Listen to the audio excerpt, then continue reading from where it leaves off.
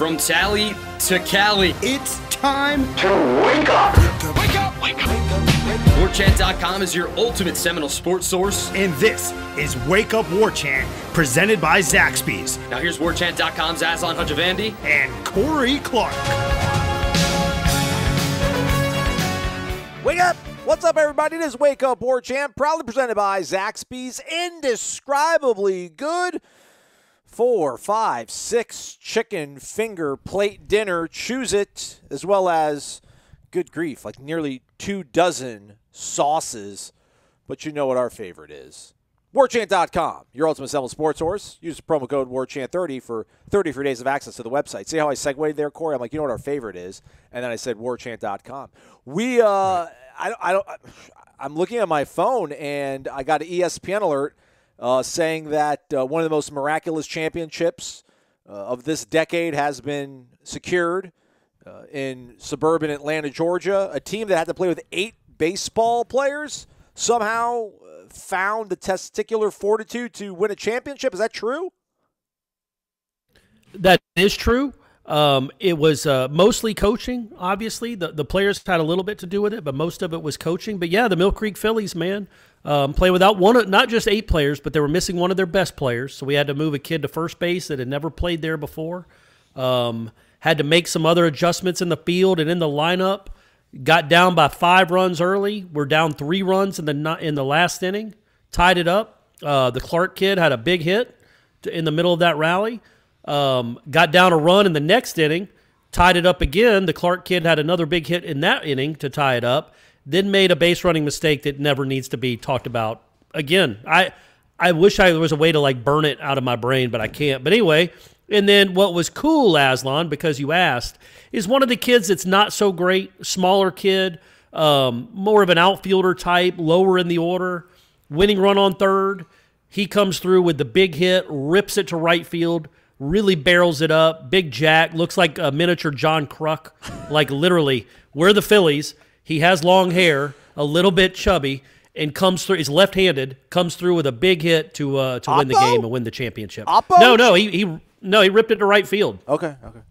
Yeah, no, because he's lefty. He ripped it to right field, right by the first baseman. They had the infield in, and he barreled it. And, we won the championship. It was, they'll be talking about it forever. They'll call it the Jack game.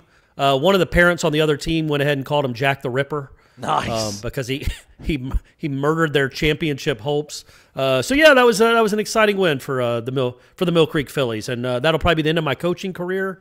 But I went out on top, which is all you can do. If you want to compare me to Bill Walsh, you can. Okay. He went out on top. I went out on top. I guess that works if you want to make that comparison. Is this on the Mount Rushmore of most fulfilling athletic endeavors of your life? That's a big mountain, obviously. You know who you're talking to. That's all I do is it was cool. I've never coached a team before because usually, as everyone knows, I'm in Tallahassee a lot during football season. In spring season, I don't get to be up here enough to be a coach, but because of what's going on in our world, I'm up here a little bit more than I would be, and that was really fun. Brady had a good game. It was just a really good game overall, and the sweetest, nicest kid on the team, the kid that nobody was really expecting to come through in that moment. Well, I shouldn't say that, but everybody was so happy for him because he's such a nice kid and a great teammate and loves baseball. And for him to get that big hit, and it was on video, just good stuff, man. It warms the cockles. Maybe a harbinger of things to come. Just goodness winning out and prevailing. Well, we'll see. By the way, it was a fun Monday night. By the way, Brady Clark, 4 for 5, 3 runs, 3 ribbies. So, hell of a game. Yeah, I'm gonna go ahead and say he did, and made some plays in the field too. We never got to use that short field, like the kid. Like we had him in second/right, but there were never really any balls hit there. But then we moved him to short when another kid pitched, and he made all the plays. It was a good game, man. It was a good game. It's too bad it wasn't on YouTube. I know. I could have been out there streaming it. It would have been great. That's right. All right, so we spoke to head football coach Mike Norvell, his quarterback Jordan Travis, and offensive coordinator Kenny Dillingham on Monday. I feel a couple interesting things to kind of pull out and talk about today. We're not going to go too long on this show because, I don't know, who knows? I say that. We'll be here 45 minutes later still babbling on. We need to thank people on social media, too, just getting this whole transfer portal thing rolling. You people are crazy. Buddy, it's wildfire. What are you doing, Corey? Like, I what did can't you wait. create? So is the kid's name Taylor or Tyler Grubbs? Tyler, I The think? kid from Louisiana Tech. I think it's Tyler Grubbs. Yeah. I just can't wait because it's going to get him eventually where he's going to see enough tweets about him to Florida State that he's going to be, what is this? Where is this coming from? They didn't recruit me. I don't know anybody, whatever. And he's just going to be really confused, which makes me genuinely happy to think about. Somebody, did you get the email or was that just me? I sent you the YouTube. Yeah, it's the YouTube clip. Somebody made I can't remember his name. I'm going to look it up. But made a YouTube clip. Tyler Grubbs to FSU question mark. That's how it starts, folks. Now, right now, there's not a lot of views, but it's going to get views and it's going to catch like wildfire. And in 2022, Tyler Grubbs is going to be all ACC for your Florida State Seminoles. But he's not the only one. We're getting a lot of suggestions, aren't we, Aslan? We are, man. It's folks. They have to have some sort of tie to Florida, I think. You know, I mean, we can't pull a kid that goes to Central Michigan and grew up like in Gary, Indiana. I don't think. I mean, listen. Obviously, Tallahassee is an instant upgrade over those two cities, but I don't think that's likely. We got to get the kid who's in Jonesboro, Arkansas, but is from Ocala. You know, I think that's kind of the more practical. That's probably the best. Plausible. But you never know, man. You never know. You could always get some. Alex Hornibrook didn't have any ties to Florida, and look what he did for the program. Yeah, you're right. You're right. Paul Atraddy. Okay. It's Atrady. Yeah. So I'm gonna call that Atraddy. He's the one that sent the YouTube clip of Tyler Grubbs to FSU question mark. He also had a hashtag Tyler Grubbs to FSU question mark. So it's all coming together, folks. Tyler Grubbs is he's going to lead the world in tackles for the next 2 years at Florida State. Okay. We're going to talk about obviously what the coaching staff talked about. I think the most important thing though is the health of Jordan Travis. I think. And he was a full participant, sounded like, on Monday. He himself talked about he felt good. Mike Norvell talked about how important it is for him to be healthy. Kenny Dillingham, golly, the first answer he had just about, Jordan having like a full week, 2 full weeks to kind of prepare and just, the additional time he had to get healthy and to tack on and start stacking on more of these starts, just how important it is. That's also the most important thing, right? I mean, it's going to be a week-to-week thing. I mean, he's gonna wear a couple hits. He's gonna get banged up. You just hope he can finish games or at least last long enough to where the game is kind of decided for the good guys, and then reassess. I think he's going to be playing nicked up by and large. I mean, bumps and bruises, sprains and strains, but nothing serious. It seems like because, he's not built like. I'm not going to say that guy. He's not built like Dan Kendra. Sure. So that's going to be he's the right-handed. Kendra was the right-handed Tebow. He was Tebow before Tebow. He just never got to never really got to play the position, thanks to Bradley Jennings, whose son is now going to Michigan, apparently. Yeah. Come on, Bradley. Thanks, man. I guess in a way, Jennings gave Florida State fans Chris Weinke. And he was a really good football player, so that helped too. I think people get over his son going to Michigan. He's still a Nole for life. But yeah, I thought that was interesting too, not just the physical, because you're never going to look, man. He always says he's fine. He's never going to say, "Yeah, I'm banged up. My left shoulder hurts," which wouldn't make sense anyway going into a game against a defense like Pitt. But I thought it was interesting what they talked about with the mental reps and him. I never really, and Jordan Travis, look, if you watch his interviews, they are ABC, question, answer, 2 sentences long, move on to the next question. He's not all that interested in expounding on answers. He wouldn't even talk about the Louisville game. He's like, we're just moving on. On to Pitt, he kept saying. But what I thought was interesting was him talking about how he felt more relaxed last week. Like, he actually got to relax and kind of just learn and get more comfortable in the offense because it's not as frenetic or frantic as it is during a game week. And that's his first bye week as a starting quarterback. And we all, we bring this up a good bit, but yeah, like Dillingham said on Monday, he missed 3/4 of fall practice. He missed 75% of fall practice. So he's got to catch up. He's playing catch up when it comes to learning the offense and just getting comfortable in the offense. Like, he knows all the plays, I'm sure, but just getting comfortable, running more and more reps, getting more and more experience, even in practice, that matters. And that hadn't really occurred to me. Like, we all just thought about what it meant for his body. Like, it does give his body a chance to heal. but it gives his mind a chance to kind of catch up and just get more comfortable in this offense. And you do start wondering, like, okay, we probably haven't really even seen his ceiling yet. As good as he was against Carolina and Notre Dame and Jacksonville State, we probably really haven't seen his full arsenal in this offense and what he can do and how good he can be, because he hasn't had a lot of reps. Even the Jacksonville State game, he didn't give any reps in practice that week.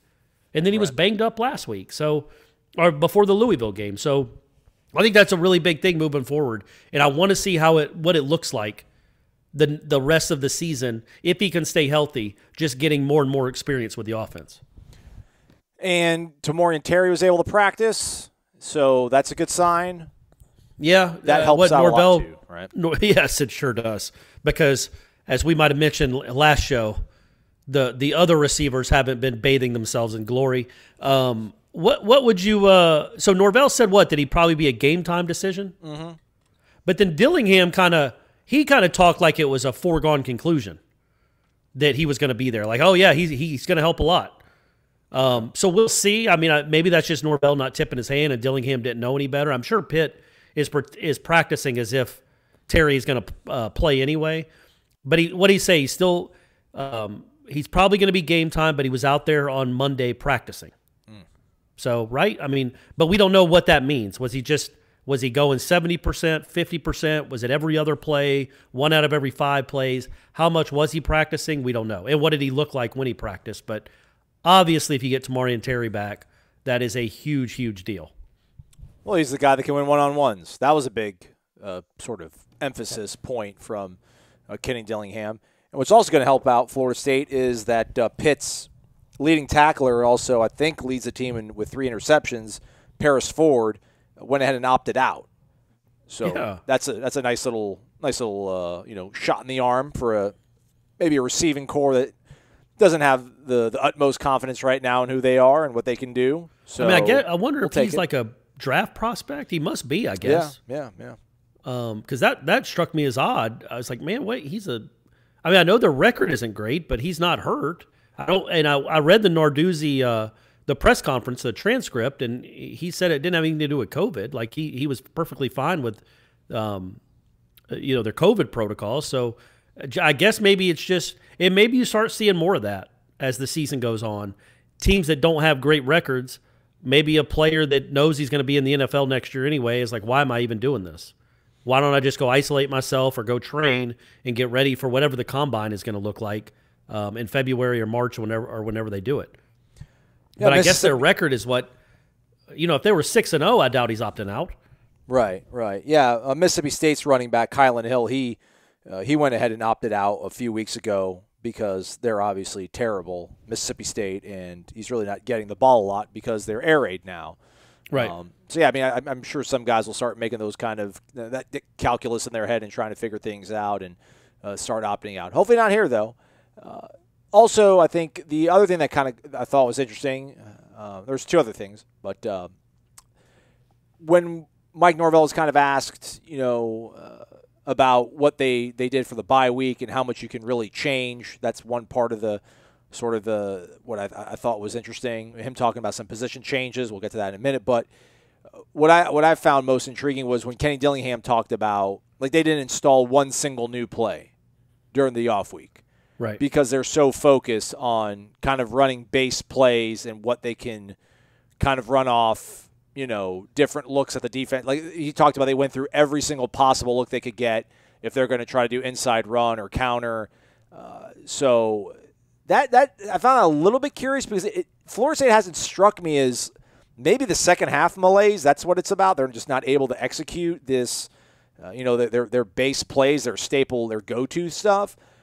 Because they've been moving the ball. They haven't been able to get points, unfortunately, in the second half. Like I haven't seen anything from Florida State that made me think like, wow, they look sloppy on offense. Like their guys are running wrong routes. I think there's maybe some miscommunication with Jordan and Warren on was it the North Carolina game maybe.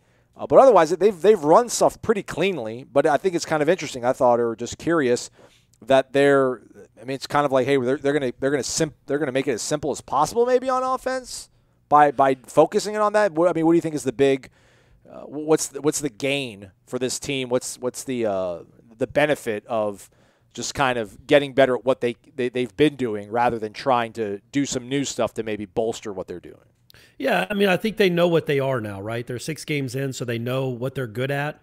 The problem is like Dillingham said, and by the way, I love listening to him talk. Yeah, I wasn't a big Kenny Dillingham fan when he got hired. Like I didn't dislike the guy, but I'm just like, well, he just seems like a young guy, really energetic, kind of like a more outspoken James Coley. Like I thought he was just going to be, OC in name, just big recruiter. But yeah, man, he's really fun and exciting when he's talking about football, and he makes and it really makes sense. Like to the layman, me. Like I can really follow along with what he says. I do really enjoy hearing him every week. Yeah, it's informative. Fuller sometimes loses me, and not just because of the way his defense is performing. I mean, when he's talking inside football, sometimes I'm like, oh, all right, just nodding along, but not really understanding some of it. But with Dillingham, he's just the way he talks. He's really sharp. I would suggest everyone to go watch just go to our War Chant feed on YouTube and go watch Dillingham from yesterday. It's just really informative and enlightening. And when he was talking about that, it made sense. He's like, look, when we execute, when we get the picture that we're supposed to get, and we see the defense that we're supposed to see, and we call the plays that we've been practicing, they work really well. We execute those pretty well. It's when the defense adjusts and changes what they're doing, we really struggle to adapt to that. And he's talking, I guess, about like in the moment. Right. They struggle to read it a little bit, and I don't know if that we is Jordan Travis. I don't know if that we is the coaching staff or the receivers or who it is. But he talked about how we practiced every single look we can get for power, for counter, for all their running plays. They practiced every single look they could see over and over and over again. So yeah, they know they can run it against certain looks, but this is what they are. They are a running team. They are. Probably, if Jordan Travis is healthy or if Chubba Purdy's in there, they're probably a 65% running team. So they've got to get really good at the runs, and they've got to do it against multiple defenses because teams are going to adjust, and they have.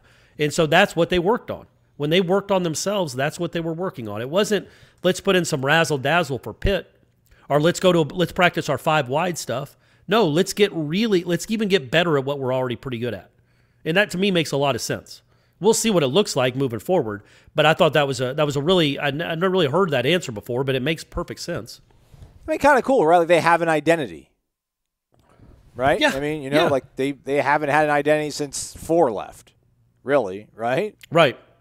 And even that one was more like the identity was we have a transcendent player, not like this is who we are as a program. Because Akers was good the next year, but it didn't look anything like what it did with 4. And I just think that I thought that answer was really good. I also thought he talked about like you mentioned, he talked about the one-on-ones. And again, we bring it up a lot. You just can't coach every yard. You just can't. You have to have guys that go and make plays and win one-on-ones. And Florida State hasn't. They haven't had guys other than Terry that have won a lot of one-on-ones or made great catches in traffic.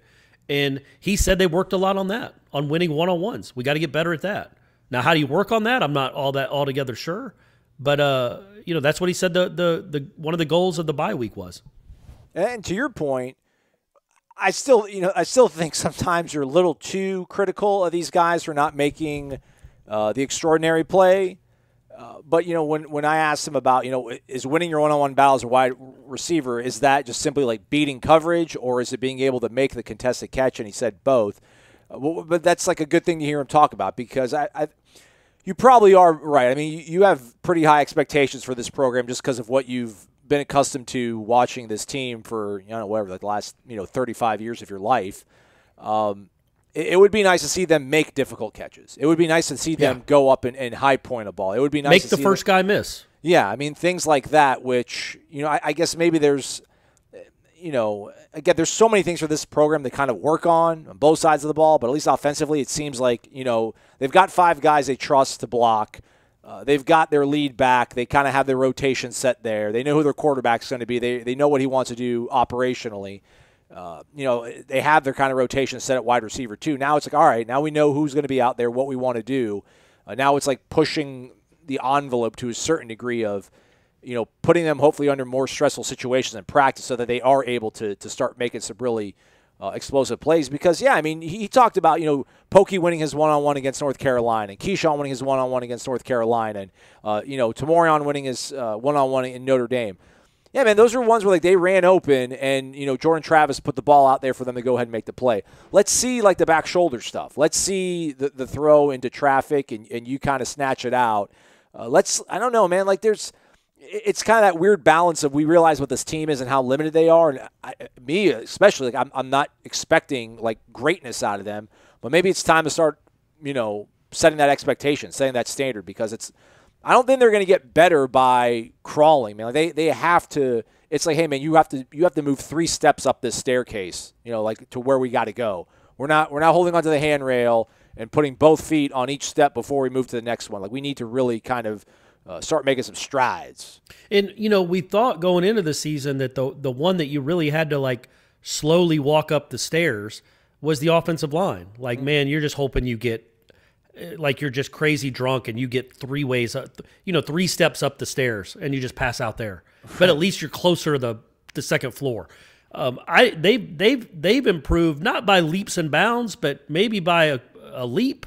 Significantly, man, significantly improved. Yeah. And so now it's almost okay, it's not a Florida State offensive line that you're beating your chest over yet. But again, it's a young line with 3 freshmen. Or I think it's 3 freshmen, right? And a sophomore? Or 2 freshmen and a sophomore. And it's a pretty young line. And they like the guys that are young. They think they're going to be anchors to this offensive line for years to come. You can see that happening, and maybe it's becoming more like a Florida State caliber offensive line that we've been accustomed to. But now you look at the skill positions, and you're like, look around the country. This isn't right. It's just not right. The lack of production from these skill guys. And you again, I just go back to the 12 pass breakups by Louisville. That's crazy. That's insanity. Go make a play. And you're right. You can't just be well, you know what? Jordan Young hasn't played a lot in his career. He's a third-year sophomore that only has 10 career catches. He hasn't had a lot of chances to prove himself. Well, man, I look around the country and see guys that are unproven make plays like that all the time. And I'm talking about the one where he let the guy sitting down break up the pass. When it's one-on-one, it's thrown out there. It's not a great throw. I mean, to lead him, he would have had to throw it 70 yards. So, of course, he had to come back to the ball. But come back to the ball and make a play like he did earlier in the game, I think. Or maybe that was later in the game. But he made a play like that in that game. The one play that I brought up where he not only raced back to beat the defender to the ball, but then made that defender miss, and I think he got a first down. That's a big-time play. And that's stuff you got to see more of. It can't just be... You can't just say Jordan Travis has to throw it perfectly every time because that ain't happening. If he gets it near you and it's one-on-one, and the reason this is brought up a lot today, folks, is that I didn't realize this. I haven't watched a ton of Pitt, but the way Dillingham talks, it's going to be man-to-man the whole game. He's some of their looks are cover 0. They are straight up man-to-man. They try to get a lot of pressure with their front 4, and when they blitz, they bring them all. So the onus is really on the receivers this week. You're going to have a lot of man-to-man coverage, and you're going to be doing it against a secondary that doesn't have their best player now. And you are at Florida State, and at some point you have to take off the I don't want to say the bib, the training wheels. Yeah. There you go. The bib implied like a little baby trying to eat potatoes, string peas. You got to take off the training wheels and you've got to start making plays. You were out here. You have been at Florida State for too long to not make plays. And it can't just be Tamorrion Terry. And Pokey Wilson has made some plays, but heavens to Betsy, he's made some really bad ones too. And he's got to find some consistency, and it can't just be Tamorrion and the other guys. Because Tamorrion ain't going to be here next year, number 1, but we don't know how long he's going to be here this year or if he's even playing on Saturday. So somebody else has got to have to step up and start making plays. You see it all over the country, man. And, I know Warren Thompson wasn't 100% healthy for that game against Louisville, but it's not like he gets the benefit of the doubt of usually making those big-time plays. Right.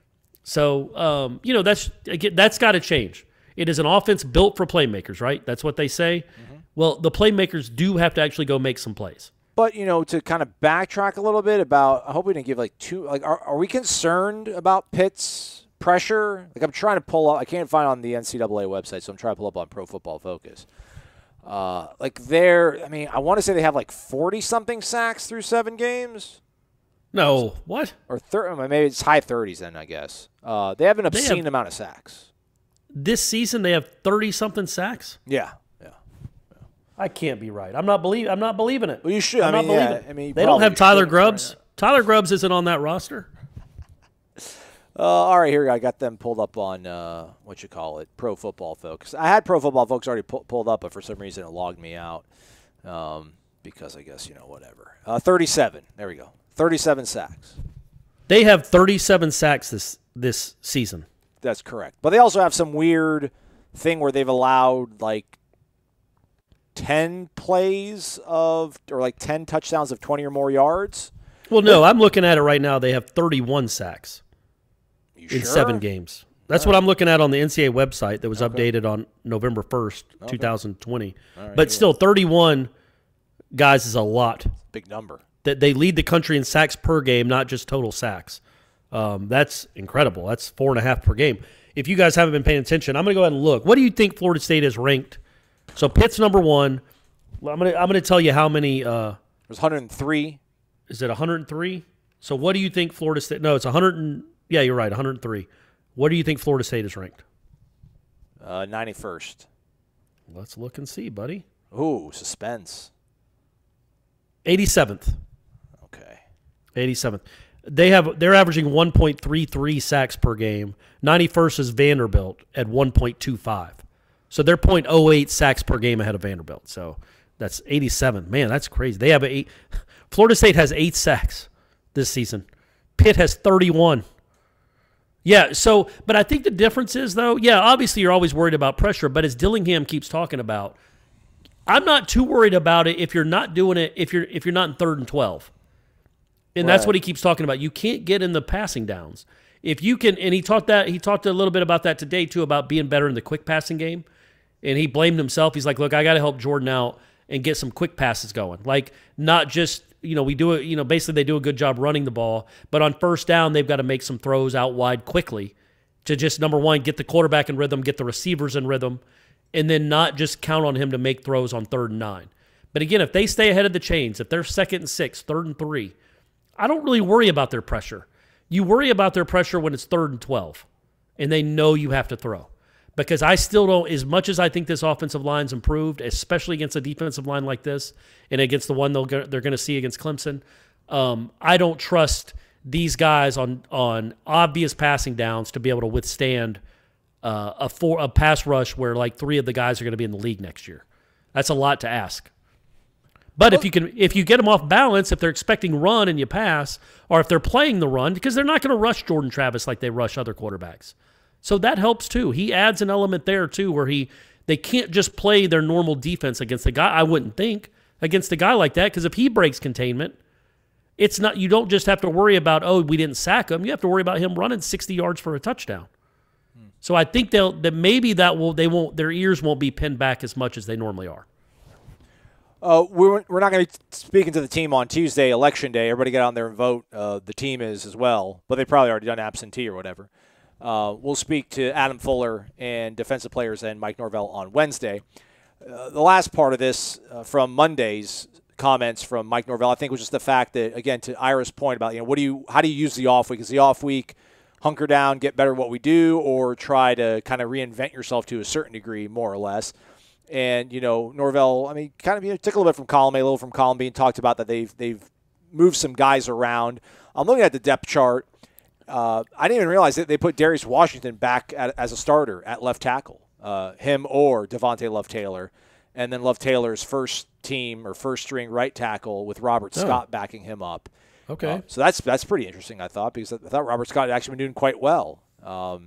And to put Darius Washington back, I thought Darius Washington was going to get Wally pipped by him. So that's one thing that happened at least on the offensive side of the ball. Defensively, what I find interesting, or it hasn't happened. I got to find another word for interesting as well. I keep saying that way too many times. Intriguing. How about intriguing? I like that. Yeah. Why don't they think about putting Josh Griffiths at linebacker? I'd like to see him play linebacker. He's 6'4", 256. Which it's a pretty heavy-footed guy, though, man. I don't know that he can be in space to go make the plays in space that you need. He'd be great, like against a I guess, a running team where you could put him in goal, like linebacker and goal line or something. But I don't know that he has the maybe the lateral quickness to do what you'd want him to do. Well, it's worth a shot because, I mean, he's kind of not playing as much on the defensive end spot, and I don't know if he has, elite speed, and he doesn't have elite size. So, I mean, it's something to think about.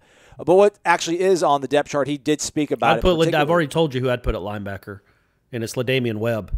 Right? He's a two-way player. He can do it. That kid loves football. He can play 40 snaps on defense. Toafili can start getting some run on the offense a little bit more, so LaDainian Webb can play linebacker. Yeah. The Fox position, which is I figured like Fox sounds like you're more of like a pass rusher guy than I would think a defensive end, but it's what Jannars has been playing. So kind of more responsible for setting the edge. And Leonard Warner III is actually a guy that they moved down there. Apparently, he did some of that against Louisville. He did, yeah. And they were pleased with how he performed in that spot versus Louisville. I mean, I don't remember anything spectacular or amazing. There was nothing spectacular at all about that game. But maybe he didn't get overwhelmed and embarrassed. Yeah. So that was a plus compared to some of his other teammates. Credit to them. He's not a linebacker, man. Not at this level. He has proven that he is not a high caliber enough linebacker to make consistent plays for this defense. So I don't mind him trying somewhere else. And I think Norvell was talking about that, right? Like he didn't give us some other guys. He acted like it was more than just Leonard Warner. That some other guys had switched positions too. And he said, look, we approached some of these guys earlier and they weren't all that receptive to it. But now after 6 games and they see maybe where they are on the depth chart or if they're struggling in a certain position and they do need help and can get more playing time at a different position, they're more receptive now. And maybe Leonard Warner is that guy, one of those guys where maybe they asked him to do it back in August and he just wanted to stay at linebacker. I don't know that to be true, but he could be. But now he sees, okay, well, I'm not going to get a lot of run at linebacker, and I'm quite honestly not all that good at it. So let me try something where I might be better at, and I might be able to really contribute and be a difference maker on this defense. We'll see. I mean, you're not expecting a lot, but maybe he should be faster coming off the edge than 11. We'll see what it looks like. But, yeah, I did notice him again in Louisville playing that a couple times. What I was trying to find out, one of the computers right now that I have is tied up. It's exporting a nice, robust preview with the managing editor from the Pitt site, Panther Lair in Ira. Like 35 minutes, everybody. Go watch it. Oh, boy. Panther Lair? I mean, is that what you said? Panther Lair? I mean, nice. we got a 2-4 team playing a 2-4 team.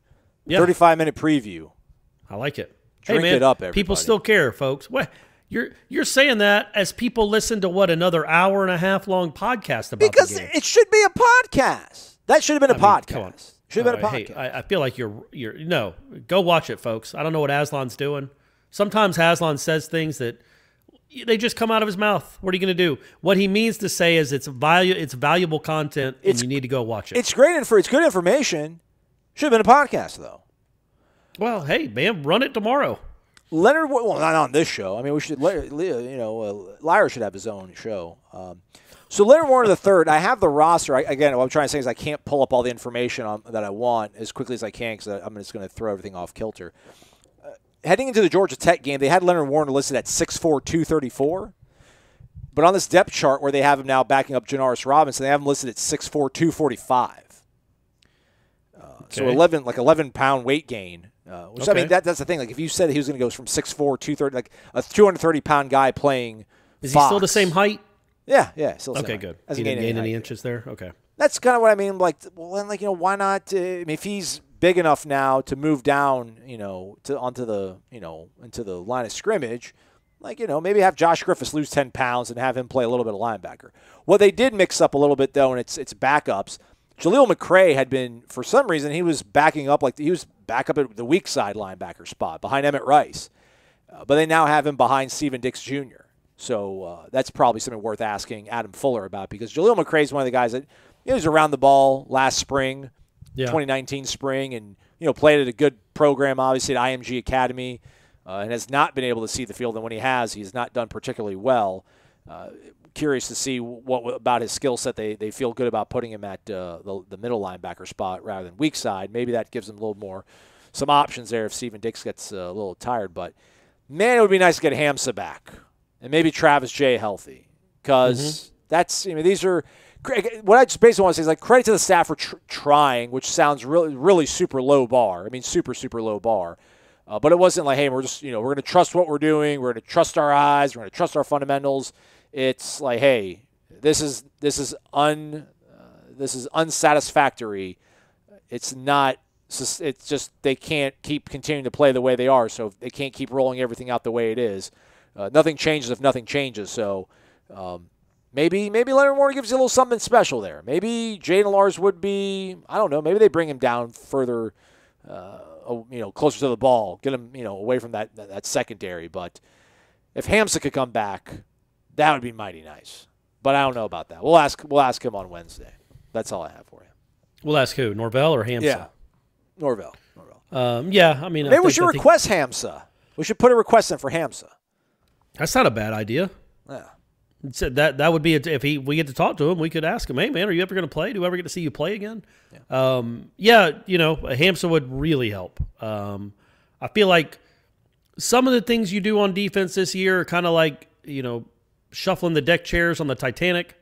Like it's not really making a whole lot of difference. Yeah, but moving forward, maybe a move like Jaleel McRae could be like a career starter.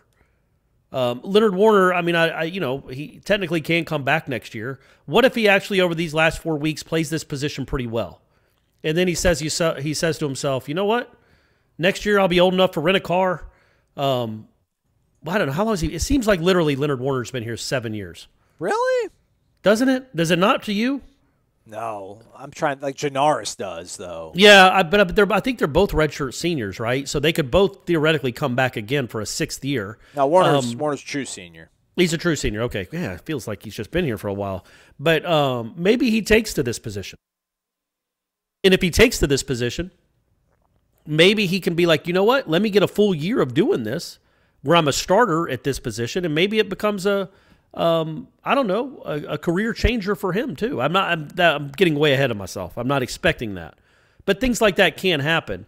But what I'm saying is it's not going to make a big difference this year with this defense.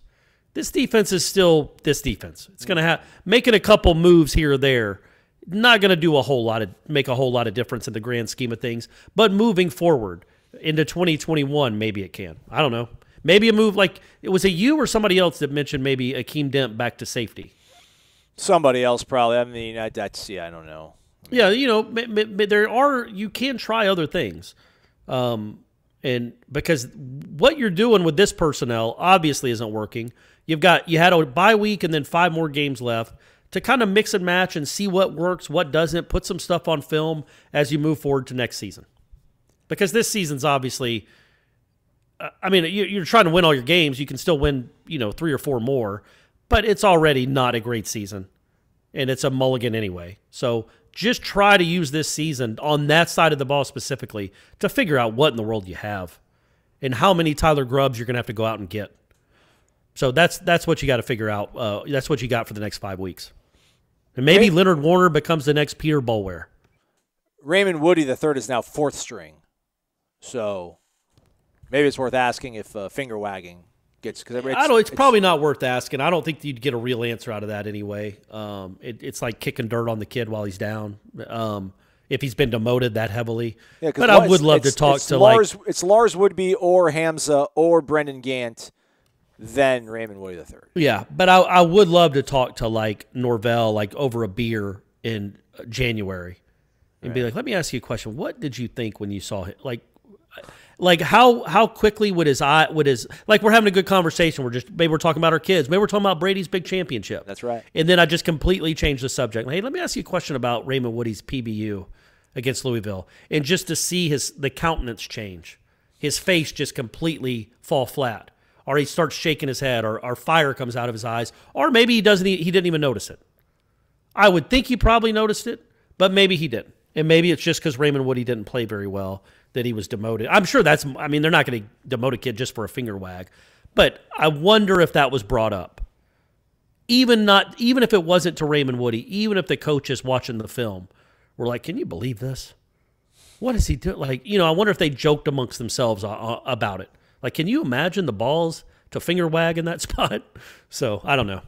I would love to get an off the record, honest comment about that play, but I'm sure I won't ever because we'll never be able to hang out with these coaches again. That's right.